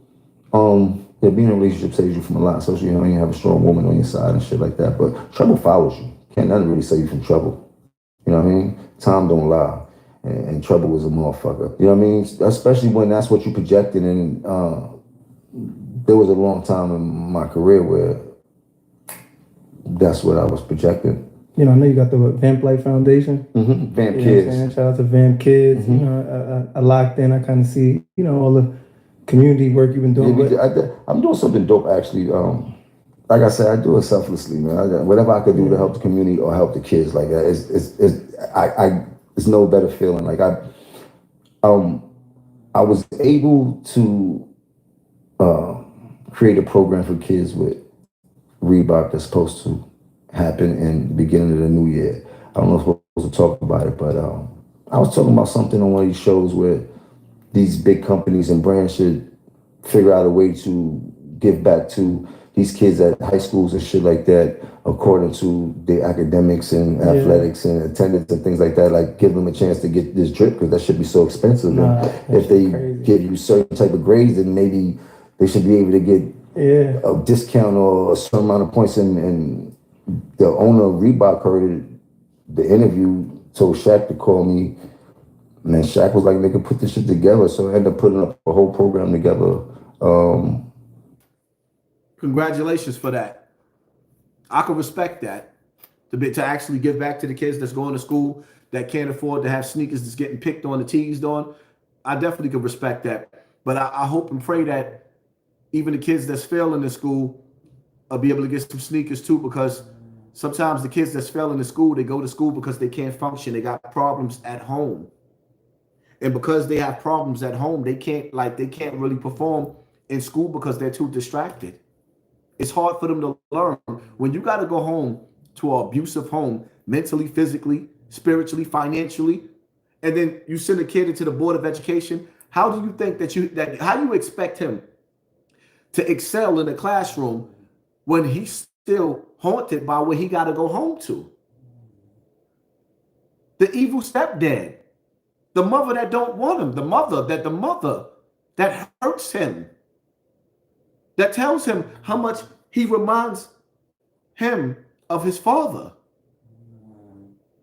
and how he ain't gonna be shit just like his father. So I hope that the kids that's suffering in school, you know, they can get something too, because they ain't getting nothing at home.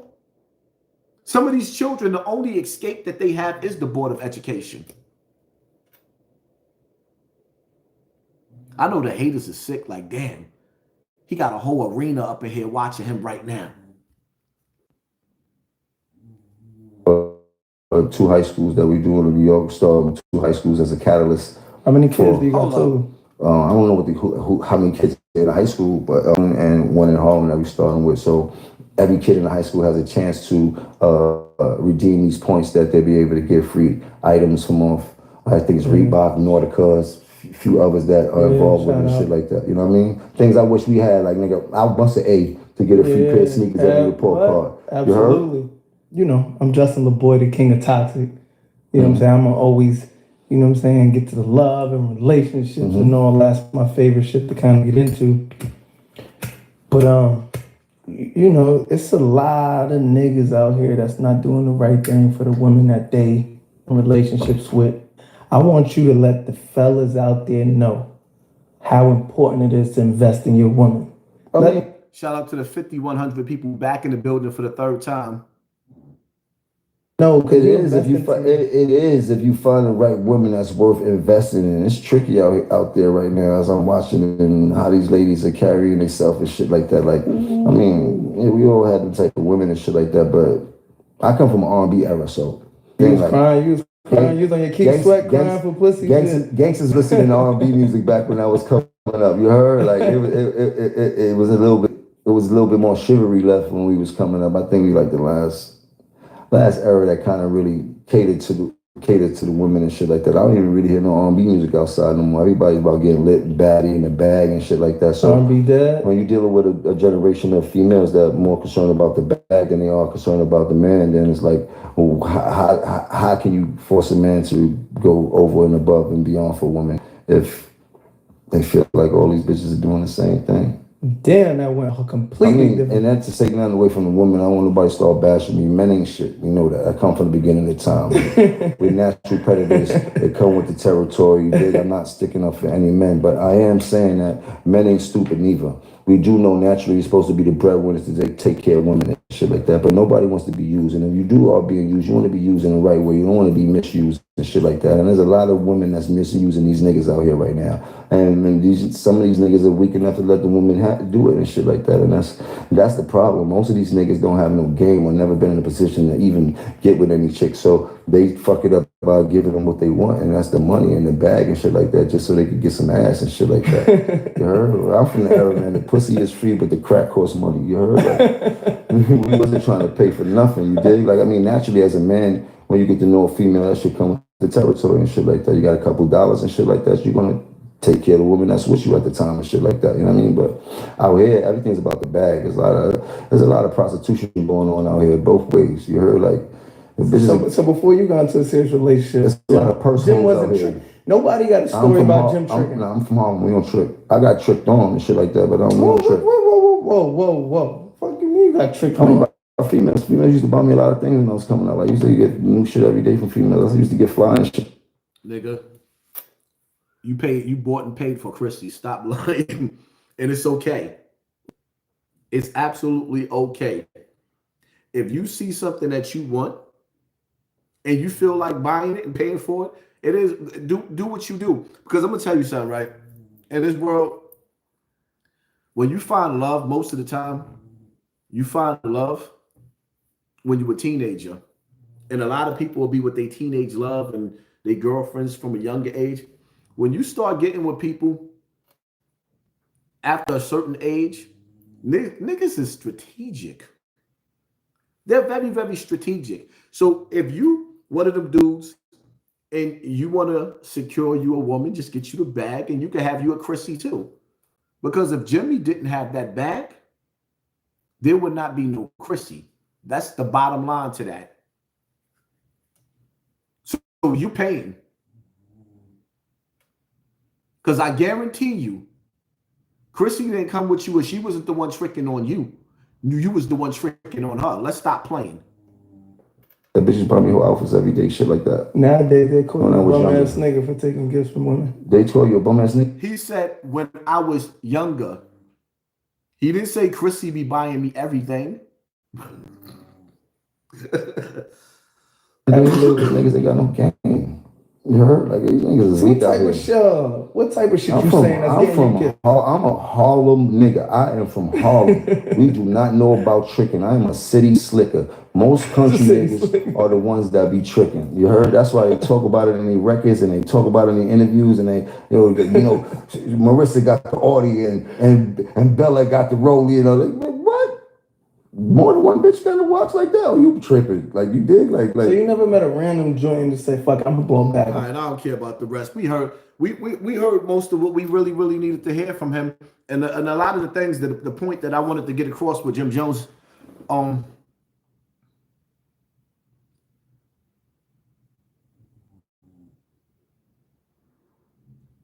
he revealed a lot about himself in this interview, and I done pointed out so many powerful moments. I mean, y'all want me to play the rest of it? Let me know. If you want me to play the rest of it, press 1. If y'all done heard enough, press 2. Because there's only a few minutes left of this interview. But I think I made my point with him. Now, shout out to the Locks. Shout out to groups like MOP. It's the Man Shout Posse, Rugged Never Smooth, because we done seen Havoc and Prodigy fall out with each other. We done seen EPMD fall out with each other. We done seen a lot of groups that we love fall out with each other. And to see Dipset become one of them this way, the way that they just went out, because listen, in life, people go through things. That's understandable. But this year, hip-hop is taking a big L. Hip-hop has a black eye. Diddy. And I don't feel sorry for him. Jay-Z looking crazy, whether he's convicted or not. There's too many allegations out there coming from people that knows him. I'm not talking about the strangers. I'm not talking about the evidence in the cases. There's too many allegations out there on Jay-Z from the people that knows him. And now we got Dipset. That's not good for hip hop. Like, regardless of what, we know the music is poison, but we addicted to it. We know the lifestyle is poison, but we addicted to it. We are all children of hip hop. So to see them niggas going out the way that they're going out right now, it's giving hip hop a black eye. But at the same time, class is in session. Class is in session. And see, it's dangerous sometimes when you in a rap game or you in real life period, and you got a nigga like Camron that get in position of power, and then you got a nigga like Jim Jones that put niggas around him that's like Mel Matrix, that's like Shoddy. You put dudes around you like that, that's real dangerous dudes. And I could imagine with those conversations that Jim Jones had in those closed rooms with those goons around him. I could imagine the intimidation and the disrespect that Camron had to endure when he realized that Capo wasn't Capo no more. Or rather, Jimbo became Jim Jones, aka Capo, and he wasn't the dude that was his friend that he was hanging out in his grandmother's house no more. This was a nigga that was sitting at the table and he felt like he wanted it all. It was his time to shine. Because some of the shit that Jim Jones said out of his mouth, it was dangerous. It was my time. You already had the bag, but you wanted everything. And that's why Dipset will never be the same ever again. I'm not sitting up there saying that Cam was all perfect and all innocent. But now, if this is the price, stop. Damn it. If this is the price that comes with helping and putting your friends in position, it kind of make you think. You sit up there and you helping people. You putting the spotlight on people. Niggas like Jim Jones. And he get in position to backdoor you? Because there's a lot of stories. I mean, it's the Harlem way, right? When you see a nigga like Rich AZ and Alpo, next thing you know, Rich little brother, his fingers in a McDonald's box. Rich is in City Island, laying in the ditch that Alpo left him in.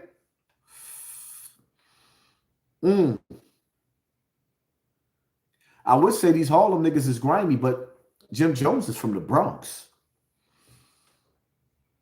It is what it is, man. Y'all stay tuned. We're going to go live again. We got some more topics to talk about. I'm going to make me another cup of tea, do me some push-ups, bring down my blood pressure, and we get back at it again. I'm out.